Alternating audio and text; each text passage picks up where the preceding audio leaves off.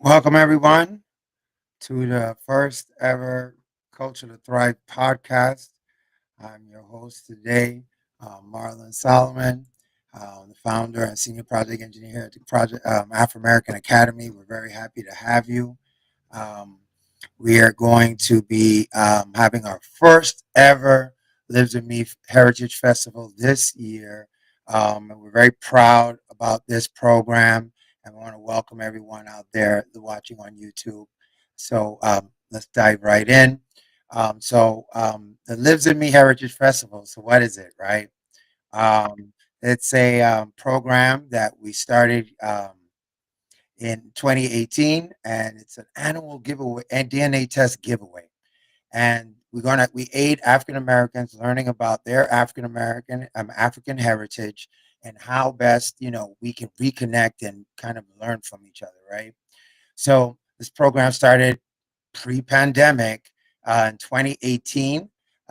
Since then, we've given away about seven DNA tests to seven Bostonians. Well, actually, technically six Bostonians and one um, of our dear friends who is lives in Houston.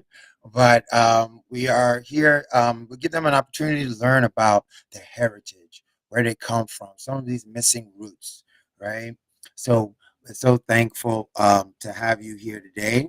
Um, I'm going to get started before I introduce the rest of the group that's waiting behind the scenes. We've had a lot of years behind this. We've done it. We did it pre-pandemic, and we had a lot of events, either at the African Festival of Boston, the Museum of Fine Arts. We had drummers, singers. We even used to give away money. And all these things, of course, the pandemic changed it. So you see some pictures here um, of us on Zoom and doing these virtual events. But that's how we got in. We have so many people here to thank. I want to thank, of course, like Justina, Fabienne, Dr. Davis, that got us started back in the day. Michelle, our first winner. Shireen, and goes on and on.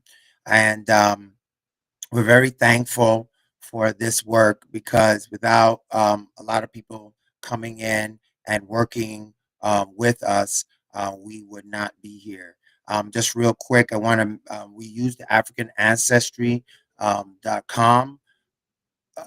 You can check them out and their DNA test. It's an African American owned company. They destroy all the DNA test results, so it's not like it's reused and resold. It's pretty expensive, but nonetheless, please check them out. And this event is brought to you and made possible by the Mass Cultural Council. I want to really thank them for helping us out. Um, so we've had a lot of winners, like I like to say. So I'm going to. We have a few on us here today. First of all, we had Michelle, who was our first winner. Awesome lady, has been such a passionate advocate for the Lives in Me Heritage Program. Shireen Russell, second winner, and okay. Michelle comes from the Bamileke people. Shireen came from like the Bubi people of Guinea. Jessica came from the Bamileke as well. Stacy came from the Tikar, I believe. Melanie came from the Tikar people. So we've had a lot of winners over the years, and it's really exciting to move this forward, right?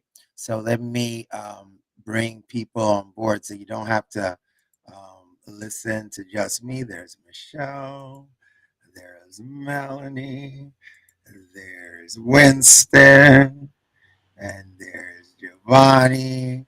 All right. Um, okay, I'm not sure. All right, so I think we're all here. Is everybody showing? I don't know if everybody's showing. All right, hold on. Maybe there's a different setting. I've got to put it in. There we go. Because I didn't see Giovanni in the mix. So yeah, how y'all doing? Excellent. Good. Right, right. Y'all, We y'all here. Y'all feeling rained out enough here in Boston? Look, it's definitely raining cats and dogs, as they say outside. Better Well, than I even snow. go Better than ahead. Go ahead. No, Michelle, you were saying something? better than snow. Right, right. Yeah, But I was gonna say it rains. It looks like it's hippos and elephants out there. So it's a lot going on. It's been raining almost for 2 days in Boston. So yeah. So welcome everyone. Could we please just introduce ourselves a little bit, if you don't mind? Peace and joy, everyone. My name is Smalley Michelle, aka Soulfire Movement.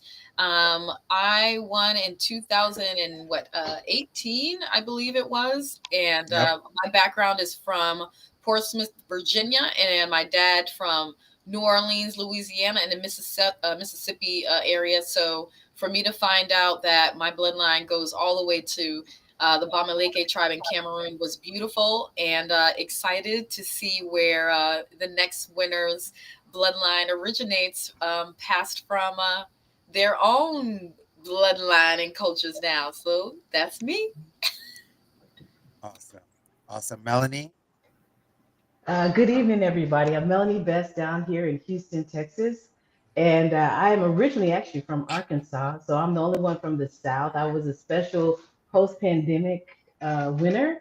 And it's definitely been a privilege to connect because I spent about 12 years in Cape Town, South Africa, which impacted me quite a bit.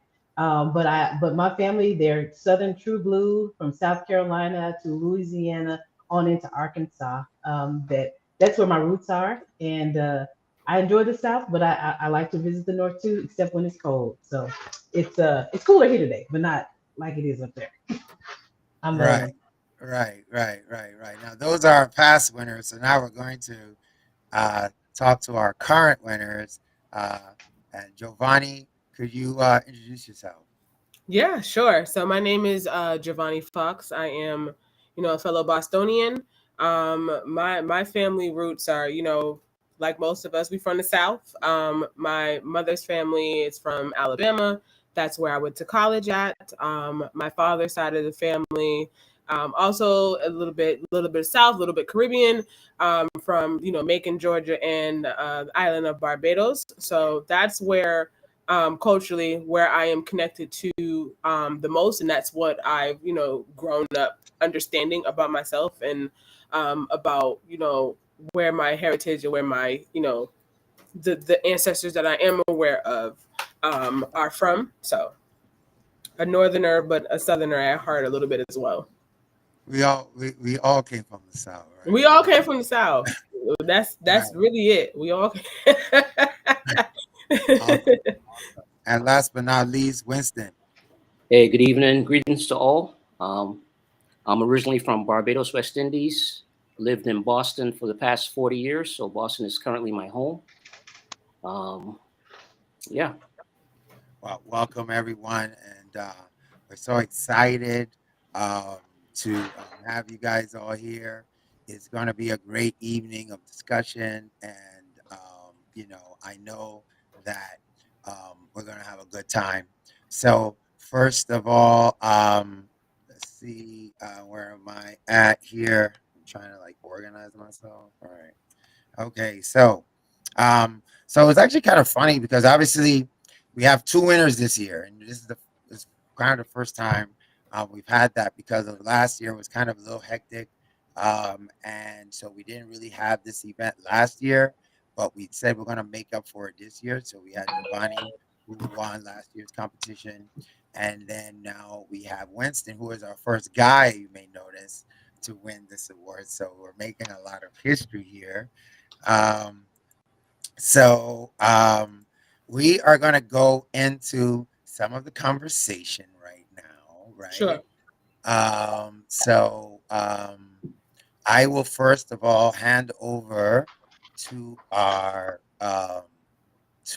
winners um, here, our former winners, the first winner and our most latest winner, um, and they can take it away. Let me just do a few little.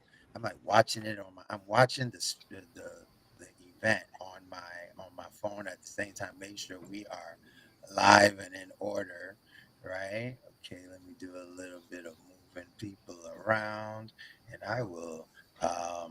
So we have some questions that we've concocted, and I will let Michelle and Melanie take it away. Thanks, Marlon, for having us all tonight on the show. We are very excited for you, Giovanni and Winston. It's going to be an exciting night. Like Michelle, she was probably the only one so far that's been in person to experience just the excitement and emotion of learning about their family history. But for me, it was online. I won it after a Kwanzaa event that they had because I was in a just looking for something to kind of connect me since like I said, spent 12 years in South Africa and I wanted to remain connected to it. And I was like, what can I do? And I learned about the Kwanzaa, like just getting to know about that. And so that's how I won. I won some surveys. And so with it, you've introduced yourself, but now I'd just like for you guys, like what brought you to this? What made you want to begin this journey of finding out your family history? Who's gonna go Ladies first? first. Giovanni or ladies first? Okay. Winston's like, I hate going after her. Winston, well, why don't we start off with you? Oh man. Thank you. I appreciate it. So yeah, I want to just reiterate. I came here from Barbados, raised by a single mother and two siblings. Raised my own family here, and it was purely by I want to say by divine timing and luck that I was able to be in the position in as a winner. Meeting Michelle, 6+ years ago, and being introduced to Marlon, and so on and so forth. And then Marlon, of course, being so gracious and extending the second winner is what got me here. So I'm excited to be here, and I'm gracious. So thank you, guys. Thanks, Winston. We're glad you're here. When we did the interviews earlier this year, we were like, we got to do two. There's no way we can do one. And it's so great that everything worked out for us to have two winners this year. We're making up for lost time. How about you, Giovanni? Sure. So, same Boston native, with my, background throughout the South. I left Boston after high school, went to Alabama State University for college. Lived there in total between like years in college and years after college, like um close to um close to 10 years, and before moving back home and having my daughter. I have a 12-year-old. But getting close to my actual heritage has always been an interest for me.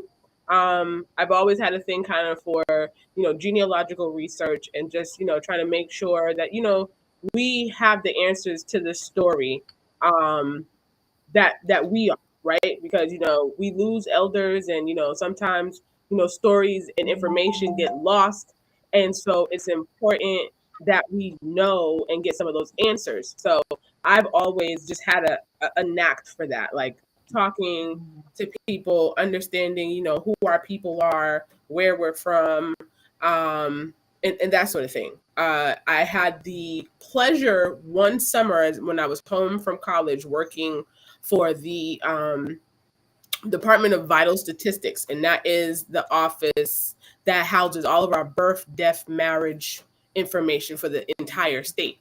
So the summer I was there, I just went super like research based, like on my lunch breaks, everything, trying to find out as much as I can, at least about all the different branches of folks that I had here in Massachusetts. Of course, once a trail leads to another state, you kind of have to be in that state or reach out to that state for research.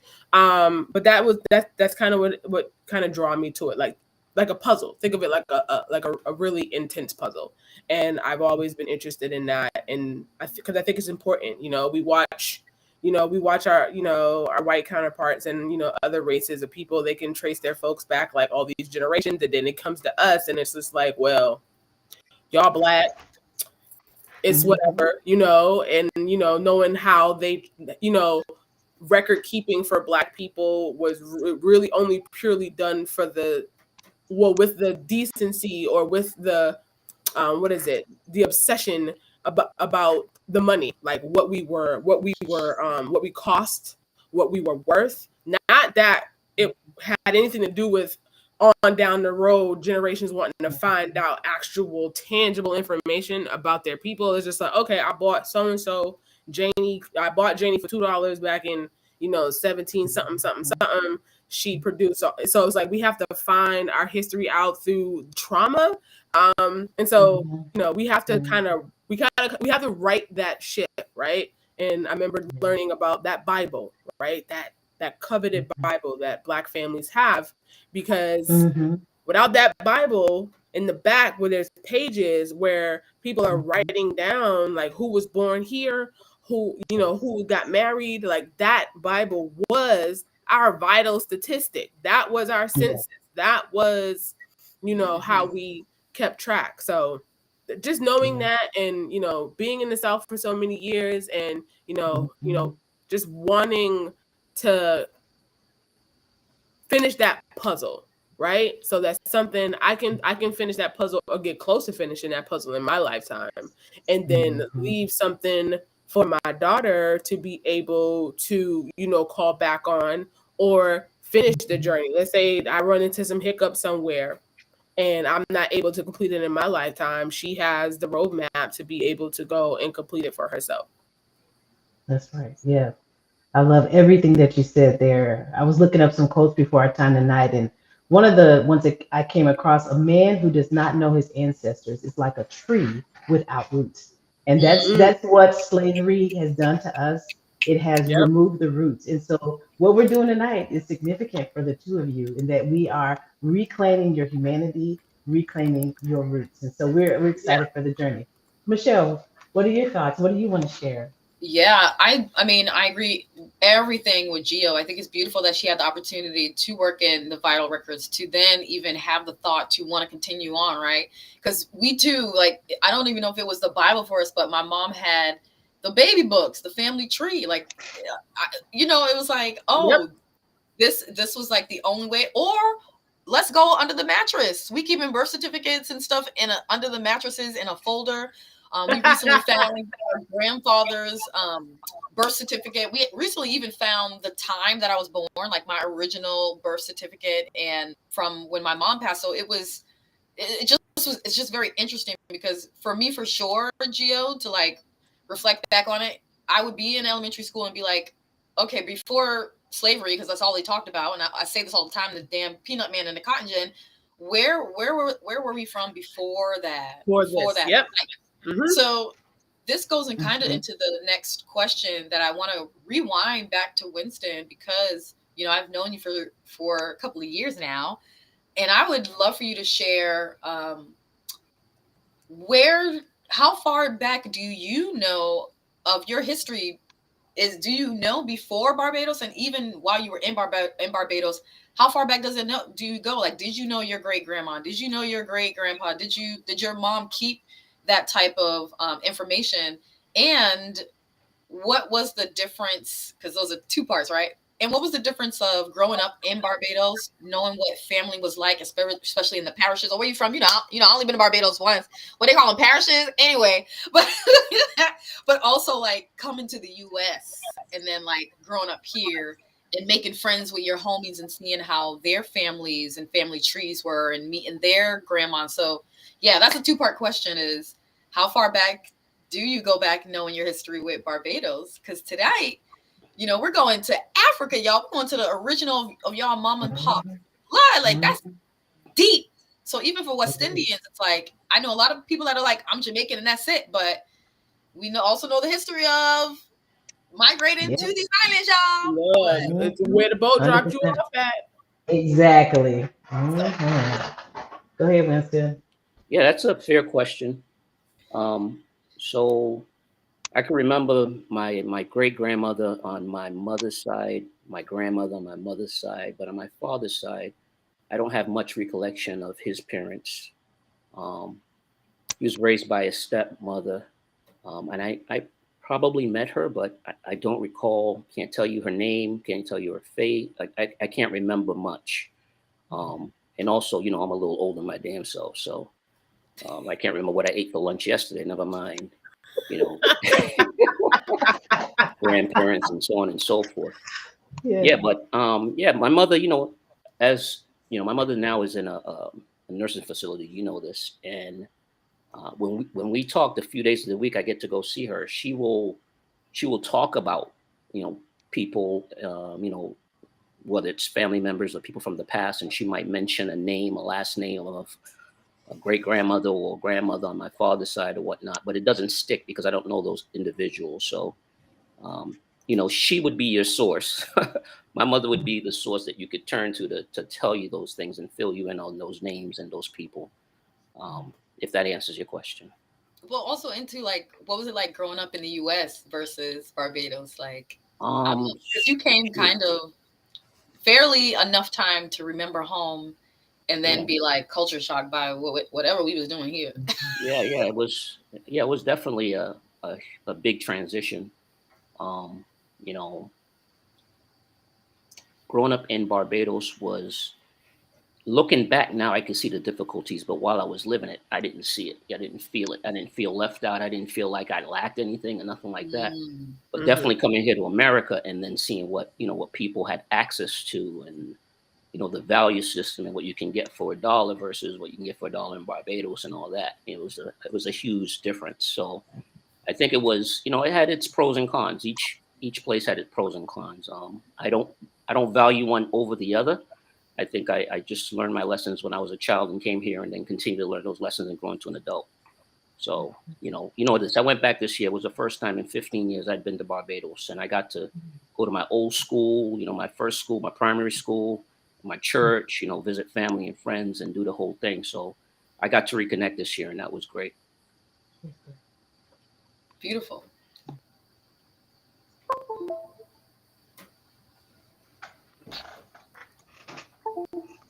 Yeah, Melanie. Next question, if you want to take it. Oh, well, let me see where I am trying to think. Okay, so we touched on a lot of the things that we shared, but and maybe this is a good follow-up question for you, Winston, and even for Giovanni, for you to think about. Just like in terms of, are there any like cherished family stories or traditions that you feel have deeply influenced your identity? Um, Mm. Okay.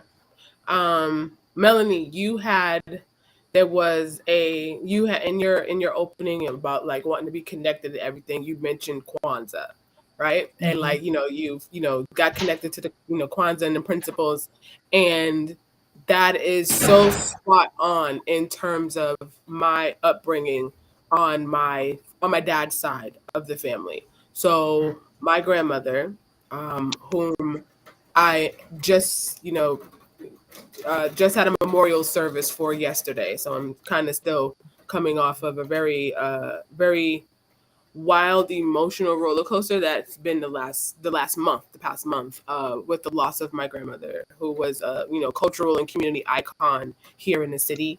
I don't usually name drop. I'm not the type to like name drop. I make a name for myself based on my own merit and my own work. But my grandmother was former state representative Gloria Fox. She was the longest serving African American woman in the House of Representatives here in Massachusetts. Mm, And so that's my legacy. So who I am today and what I do now is because of her.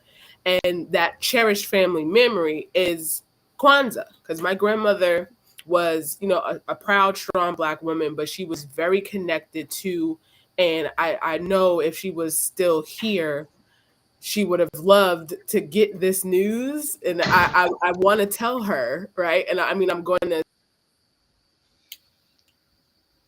did we lose her? tell her because I know she would love, trying to connect us to our African roots, and just fully immersed in the Black and African experience, and making sure that we understood that. And so Kwanzaa was big for us. Every year we celebrated. My grandmother spent 30 years in office in Massachusetts, and one of the things she did every year was she hosted a community Kwanzaa celebration. It was a part of a larger organization of other people, like other elected officials and organizations would, for the Kwanzaa week, everyone would take a day and host an event somewhere in the city. And so my grandmother was adamant and always wanted Kujichagulia, which is self-determination, because that was her favorite principle.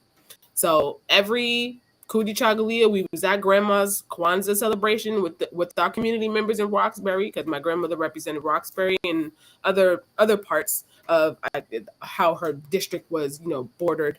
But we held it every year, and so I mean, from as far as I can remember, like it's good. I can say with all honesty, it's been my entire life. Like even though she's retired and she's not in office, even when she stopped having the Kwanzaa events hosted herself, we would still go on that day. Whoever was hosting it, whoever took the mantle from her to host Kujichagulia, we would still go because it just was what we did during during December every year. We went to Kujichagulia. Like that was our thing. So having Kwanzaa is definitely a shared family tradition that we always upheld. And I know now more than ever with the loss of my grandmother, we're definitely, going to be, participating. Someone yesterday at my grandmother's services mentioned, honoring her this year at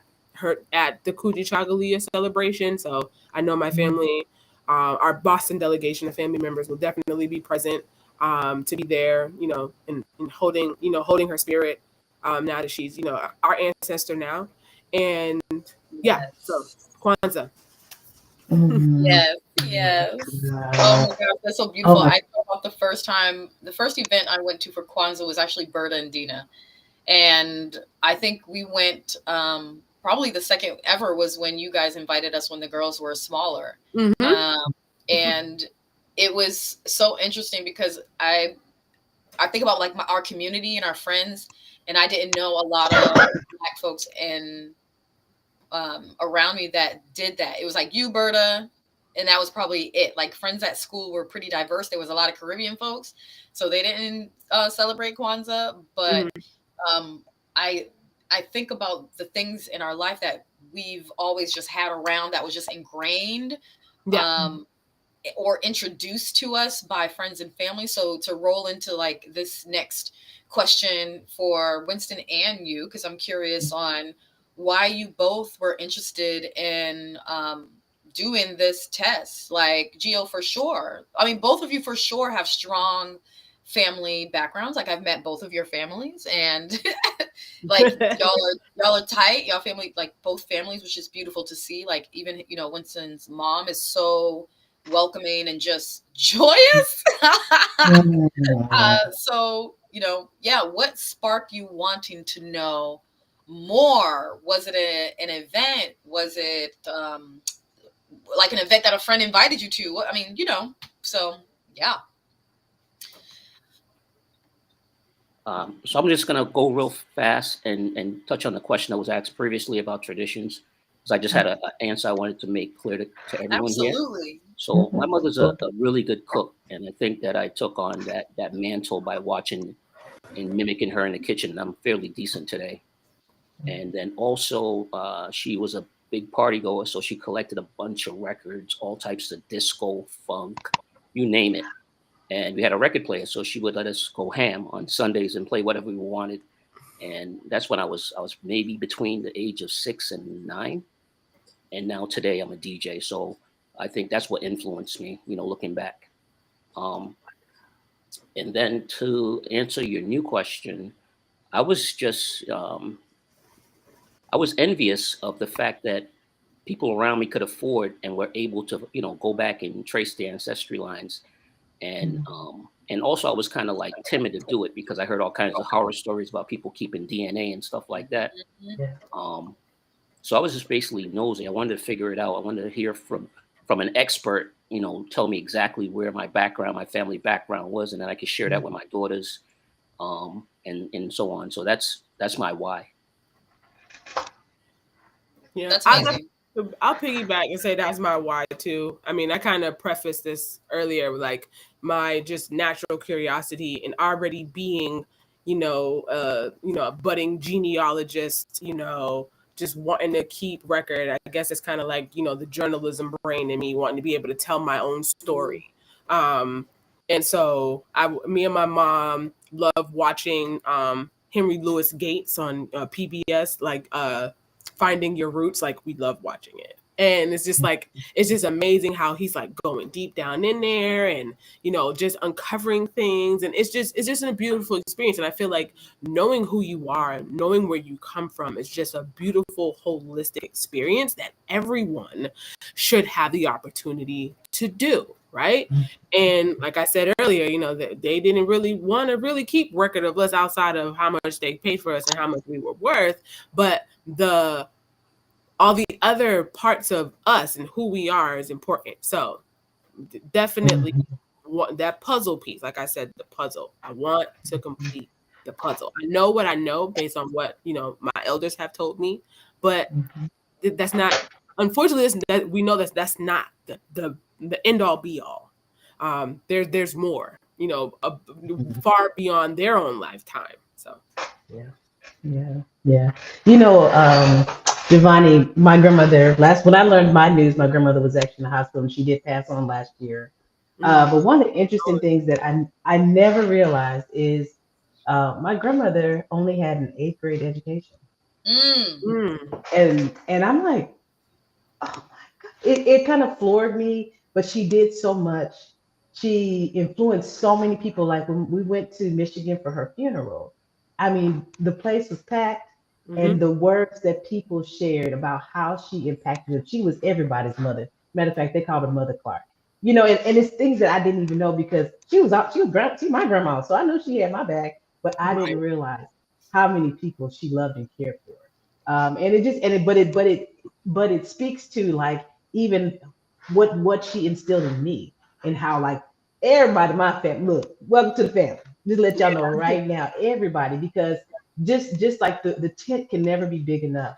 hmm There's more room. Just make some more room, make the circle bigger, because when we support one another, we go so much further. When we know where we come from, yep, it helps us to know where we're going. So I know hmm that my grandmother, she worked hard. She wasn't playing, and she was able to put my mom through school, yeah, and I got through school. You see what I'm saying? So hmm it really is just a beautiful thing as we kind of look back and learn about those things that sparked our curiosity. Like these are the puzzle pieces that we needed to know because it helps build resilience in us. Because yes, somewhere along the way, I think these stories just stopped getting told. We yeah, just didn't know, hmm and so we're kind of walking around like we're trying to make it. But I know, and I've experienced that the more that I've learned about even my near ancestors, it has empowered me, in what I'm doing going forward. yeah. So yeah. Um, Maybe. Oh, I don't even know. What question should we go to next? We have several many, but I I know. think we're probably getting close to that time because I don't know if you realize we have two events. Tonight is the first of our Lives and Me Challenge events, and we're going to do a special reveal tonight. But then the other one we want to save for Saturday's in-person event. And so in just a few minutes, Marlon, you're going to have to give us a countdown because we want to build up the excitement and not go over time but be ready to give our next winner the ability to hear about what tribe they've come from and just even processing with them online how they feel and experience as a new puzzle piece is revealed. So give us a message, Marlon. Let us know how much more time we have. Michelle, you got another question for them? I don't have another question. I just Okay. want to naturally, I know, me too. I'm so right? excited. I just want to naturally just talk about just both of them. I'm excited because they're both, they both got Bayesian massive, but so I'm like, this is so intriguing to have two bloodlines, as far as we know, come from Barbados. And I think maybe if anybody online, y'all make some healthy spiritual bets. It got to be about money, but maybe. But do you think that they'll be from the same country or same country, different tribe? Y'all think they're gonna be from the same country, same tribe? Like I think we should put that out there. Like I think people make some bets. Gio and Winston, they from Barbados. Where they gonna be from? Same country, same tribe, same country, different tribe. So for me, Well, my look, great the options are endless. We don't know. You know, this online betting. We need to get a contract with them so we can do the online betting. healthy betting, Yes, healthy. healthy Betty. Yes. Look, Well, I guess that's the cue. So it is just getting to that time. So yeah, because of Giovanni wanted to be able to make it in person, we decided that Jacob said different Jacob tribes. says different tribes, right? wait. So what did he? What did he? I can't see his comment. Yeah, he said different And it's gonna tribes. be different tribes. Right, right, right. We talked about Hey, facial features, me and Winston. So Winston's like, yeah, I think it was different tribes. You know, like Gio and her family definitely got like strong. Like her and her mama bet, and grandma bet, and Ava bet, and even Winston and his daughters and his mother. I mean, it is like clear. So I'm gonna right. say different tribe, same country. Okay. Okay, okay. Well, we're only going to find one today. We're going to see the rest on Saturday. Saturday. But Yeah. Okay. I feel You kind of guys have funny because I homework know on I'm the one Saturday. that knows what's popping. You know what I'm saying? So I just gotta, ooh, are you right? Are you wrong? Right, It will But be interesting we'll no find matter out what. one piece to the puzzle because I can't attend Yeah. on Saturday. right, I wish I right, could. But Mama duties call, and me and my baby got to be at in Worcester for cheer competitions Oh, and we everything. understand. Oh We gosh. understand. Say no more. I know what that's all about. Right, right. So, Yeah. um, I'm gonna just, I mean, this is the most special part of the event. It is always the most touching part. I started this. My whole organization started. This is our first program. For those who don't know, my mom is from Virginia. My dad is from Nigeria. I started Afrimerican Culture Initiative and Afrimerican Academy to really bring those two sides together. And we did this, I think it was, in late 2018. And our first, when Michelle had it, it was just kind of like, I don't know, like a baby was born. It was just that, and it was such a powerful moment. I remember the tears of joy and everything that happened. So it is about to happen again. But before we do that, we have a little message from our fourth winner. And this was her response when she for the first time heard about her. Listening to you tonight just reaffirms how many gaps in my family history there are. And over the years, I've tried to get answers, and they have been very conflicting, I guess is the best way to describe it. This is something that I've been wanting to do because it's more than just about me. It's about my daughters now and their legacy, and wanting them to know who they are and where they come from, and giving them that sense of belonging and pride. And as they are embarking on, teenage years and moving into young adulthood, it's very crucial for them to have that firm foundation. Our faith is very important to us, and knowing where we come from is a part of that. So, thank you so much. Right.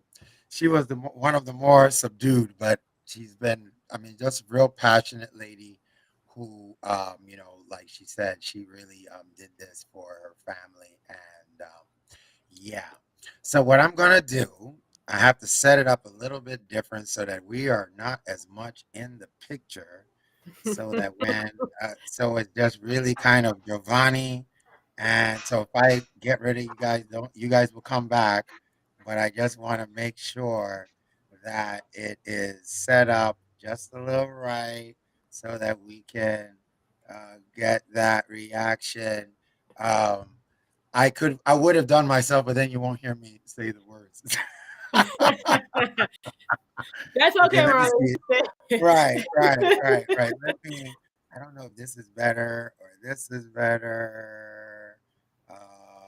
This is no. I think we're gonna do this one that we were doing before.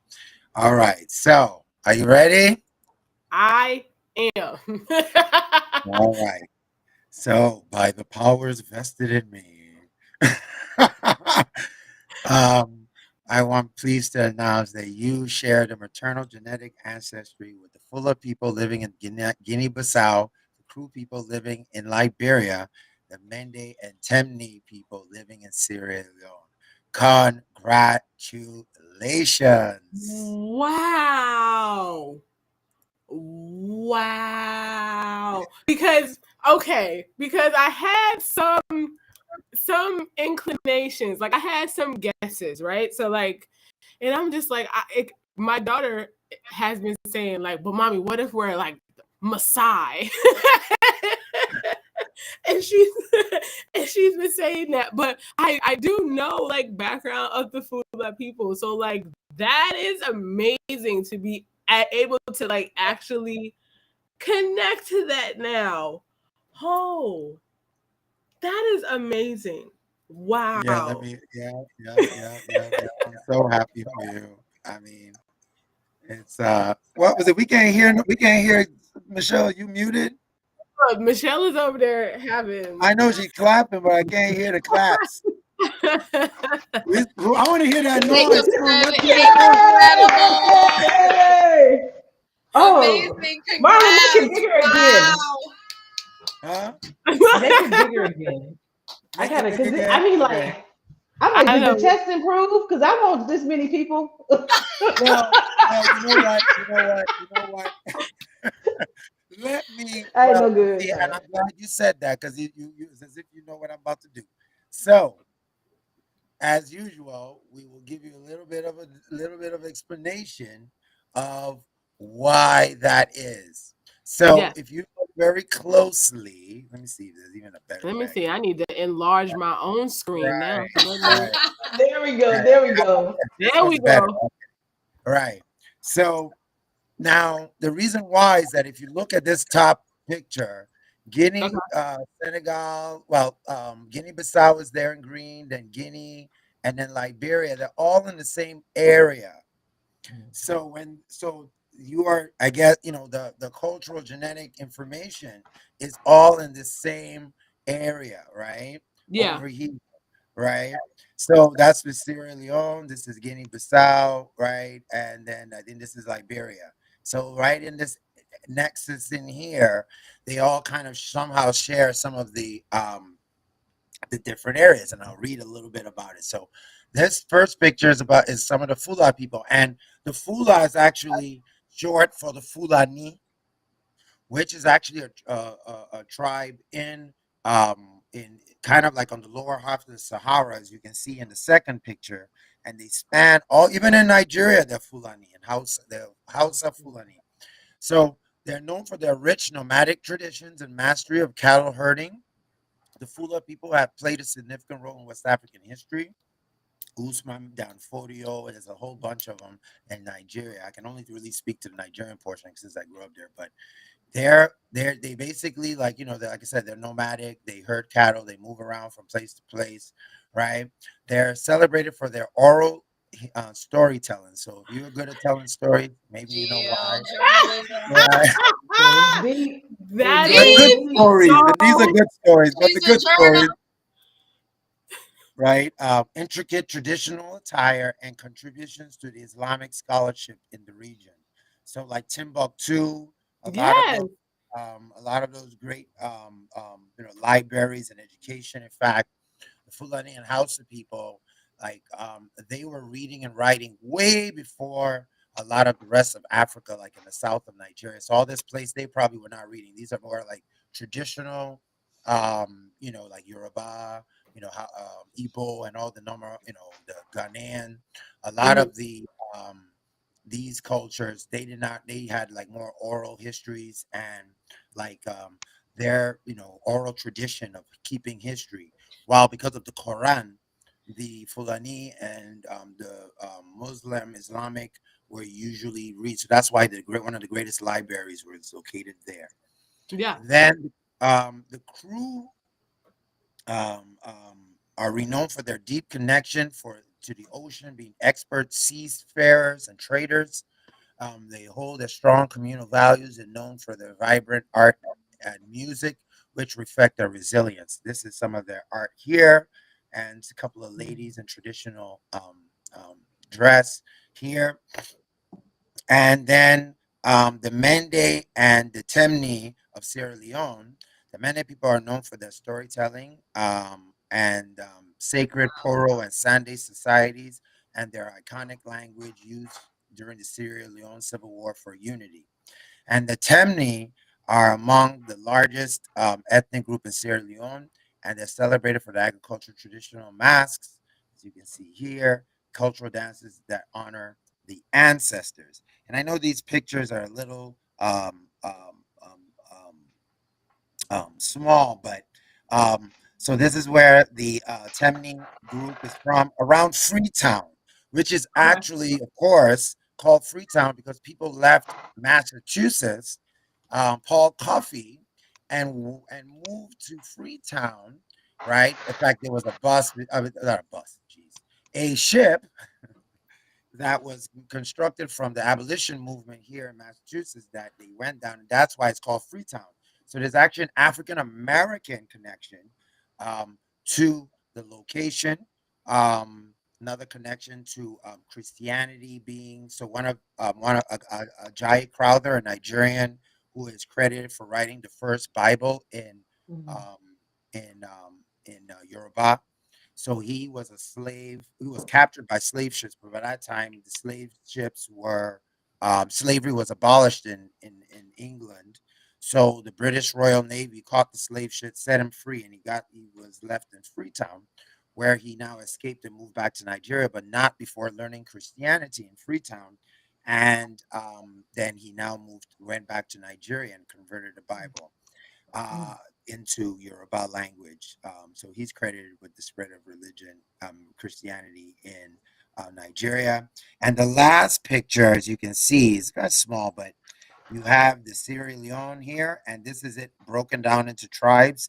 And you can see the Mende is here and the Temne is Hmm. here. So between them, and then you move a little up is the Fulani. A little bit higher is the Guinea-Bissau and the Fula and the Crew. That is, and Liberia, of course, is right here, a little bit lower. So that is why you have a lot of people because first of all, you can see they're a little smaller states, so everybody's kind of probably mixed up. He's Um, you hiding know, behind Winston. It's not showing up.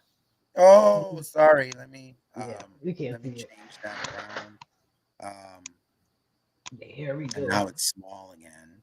Yeah. You know what I'll do? Let's make the big one big. Oh no, that's not how it works. Okay, Yeah. sorry. Anyway, There. there you go. There you go. All right. So, right, there we go. So you have Sierra Leone here, and this is the same Sierra Leone but broken down into cultural tribes. Hmm. And the Menge are here, and Temni is here. Liberia, as you can see, is here. The Fulani are a little higher up in Guinea, and well, they're all over the place, but yeah, here. Mhm. So that is why you have so many different places that do many for different tribes because the genes mix. Yeah. Um, you know, people love each other around there, so they're loving each other now. Right, right. So congratulations, Thank and like I you. said, Yay! Yes, this is we're very amazing. proud that you're able to take this journey. Winston, yours is coming um, on Saturday, and for anybody who's watching, we are now launching just right now, this very second, the next. We're looking for our eighth winner. So if you want to join the merry crew and find out about your African heritage and who lives in you, please sign up to win a free DNA test kit. We're going to announce this winner in Black History Month for our Boston Red Line 87 Black History Month event series. It's going to be February 19th, and it's going to be another virtual event. And in fact, I'll use this opportunity to we're going to have a different format. So we're actually going to be having 5 finalists announced on that day, And then between then and Juneteenth, Freedom Day, where it's kind of symbolic, where we're going to win our freedom, they're Mm-hmm. going to be like on a kind of like a little social media campaign, and we're going to have some online voting and some other different formats, so that it's a more collaborative effort. So you're out there trying to show us and show the world who lives in you. And from that process, we'll be able to select our eighth annual Lives in Me winner 2025. So we're very excited about that. Um, and this and what you win, yes, you win the DNA test, but there's a little bit more to it. As The Afrimerican Academy is doing research. We are doing our own for us, by us research, right? We don't need to go to any other place. You don't go to Harvard to learn about Africa. It's not possible. So we are doing lots of years of research, doing this work to help our community and help other communities and African Americans all across the United States of America to identify with their culture. We had this like connection process that we used to, really operate around. And so you're going to win more than just that. You're going to win an opportunity to be part of our legacy of developing this curriculum for us. So our mission of the Lives in Me heritage is to establish the cultural rights and the reparation and cultural reparations for African Americans through reconnection, education, and the repair of systemic cultural erasure that we have experienced living in the United States of America. And we've been here since 1619. And like our brothers, the Native Americans, we have experienced cultural loss at the hands of white Mm-hmm. supremacy. And we need to do all we can. There's no other person in the world that has this burden of not having a cultural land, of Yep. not having the language and the food and the sense of identity and pride. And with every successive generations, it seems as if more and more is being erased or redlining, destroying the last communities that we had from the 50s and 60s that gave us jazz, the Negro Leagues, and so much more. A lot of this work is vital for any sort of repair work that we are going to do moving forward. So we're asking you to join our mission and our journey, right? And join the Lives in Me Heritage Committee, which right now Michelle and Melanie, we have Inkiru as well, who is not able to attend us today, one of our board members here at the Afro American Culture Initiative, um, to join us so that we can do the lot of work that needs to be done.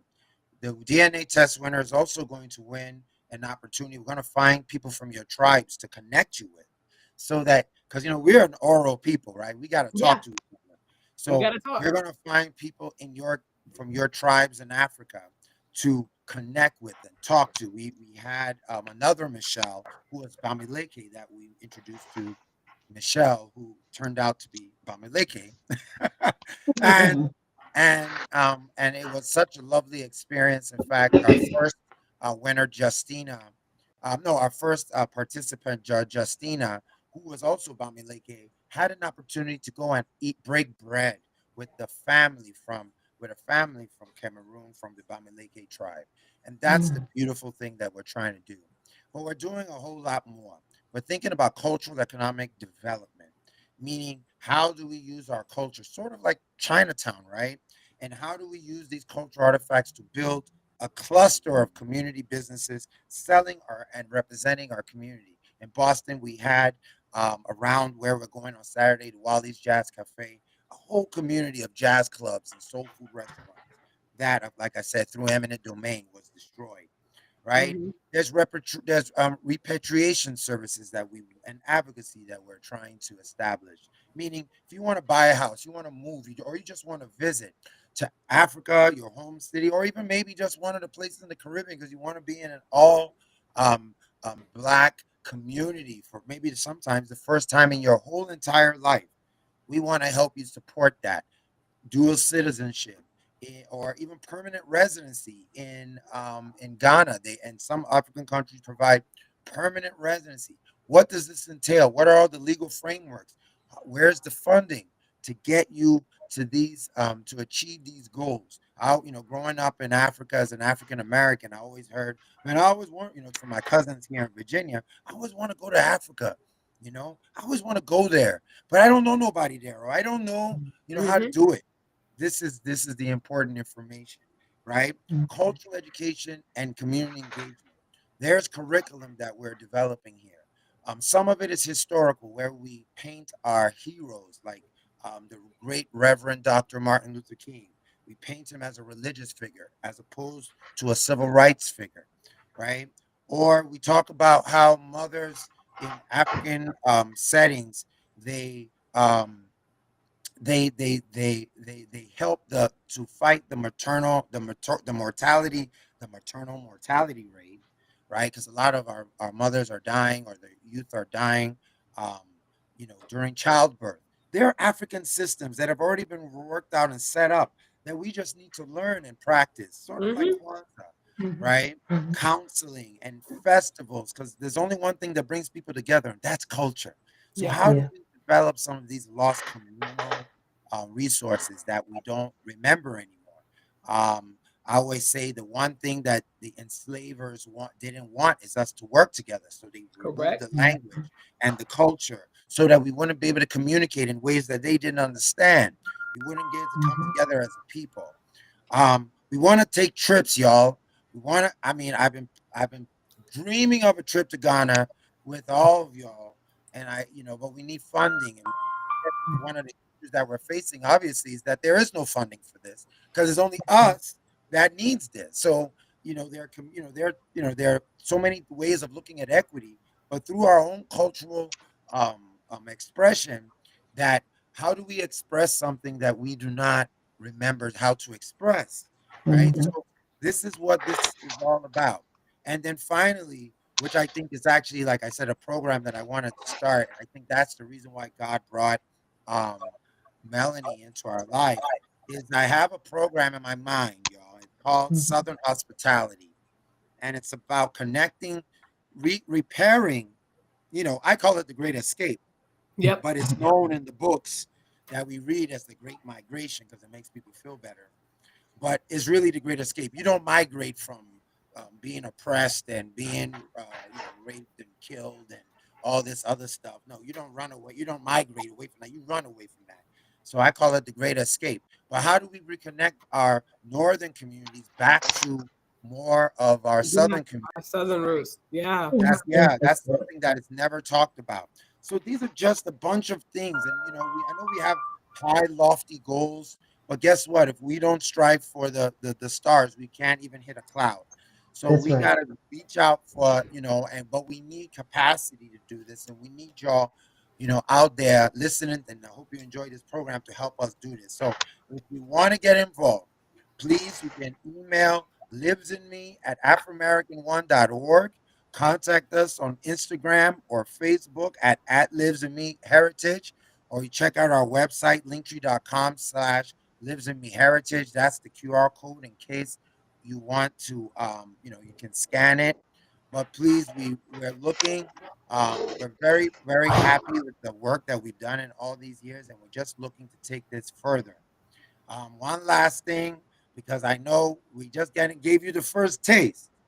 If you're in Boston, you're trying to get out that cold, you want to come get a little beverage from, we're going to have some light refreshments at the historic Wally's Jazz Cafe, the last of those jazz clubs where everybody from Miles Davis and James Brown and all these people used to play back in the day, right? The very last, still owned by the same African American family, Yep. is right there in on 427 Mass Ave in Boston, and we want you to come out and support. This is an African American festival. This is an Wow. African American celebration, right? We're connecting to Africa, but we are still building our own identity and African American identity. So come out and let us celebrate Winston, the seventh annual Lives in Me winner of 2024. We're going to go through this, but in person. We have a live band. We're and we got a little djembe drummer. We're gonna be kicking it, y'all. So from 1 to 3 p.m. Um, this December 14th, this Saturday, come out and support us. Like I said, this is brought to you by Mass Cultural Council, and of course, this is gonna be hosted by hers truly, Michelle of Soul Fire Movement. Michelle, tell them what you do. Tell them what you do. And Michelle! let me put back the. I forgot to put the people back. It's just been, oh I my was god. just gonna say, Yeah, I was yeah, like, I can we forgot. see I the forgot. people? I got on my soapbox and started talking. But uh, go ahead, Clavel. No, Michelle. Woo! Yes, excited. Make sure you come out Saturday, December 14th. Also, a beautiful kickoff to anything and all things celebrating Kwanzaa or any holidays. Even for me, a lot of my family is gone. So, this is going to be a beautiful fellowship of people coming together at Wally's. Shout out to Marlon. Shout out to the Mass Cultural Council for supporting us with this. Shout out to Melanie and Karu, the whole team. Congrats to Gio. I can't wait to celebrate with you this week. Hello, Espresso Martini! And then looking forward to sharing more with you all with Winston live and direct in person on Saturday, 1 to 3. It is free, so you can sign up on Eventbrite. Right. But come through, y'all, and enjoy.